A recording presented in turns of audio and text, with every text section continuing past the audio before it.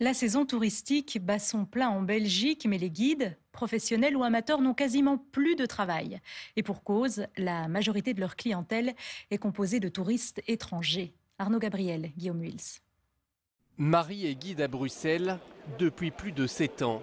Vu le monde sur la Grand Place, pas une seule visite guidée. Pas une seule visite guidée, non, pas une seule. En cette période de vacances, habituellement, elle compte en moyenne 30 personnes par jour pour des visites. 210 par semaine, 840 par mois. Aujourd'hui, la réalité est bien différente. Ça se passe plutôt mal.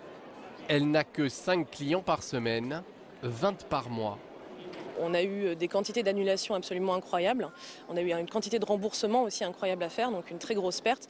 Donc non seulement il n'y a plus de rentrées, mais il y a aussi beaucoup de sorties qui sont un peu problématiques pour nous. Et le guidage est quasiment à l'arrêt pour moi et pour tous mes collègues, quoi. Le secteur dans son ensemble est touché. Marie se dit même chanceuse car beaucoup de ses collègues ont un bilan encore plus problématique. Pour Didier par exemple, c'est le 3e groupe à peine depuis le début du mois de juillet. C'est un métier qui n'est pas toujours reconnu, même humainement, parce que voilà, c'est un métier, mais de temps en temps, quand on dit qu'est-ce que tu fais dans la vie, je suis guide culturel, et tu as envie. C'est un métier pourtant qui accompagne, qui donne des clés de lecture dans beaucoup de choses, que ce soit dans la visite et du patrimoine, d'une exposition. Bruxelles compte plus ou moins 200 guides. Les touristes viennent dans la capitale du monde entier. Avec la crise sanitaire, la donne change et les touristes sont moins nombreux.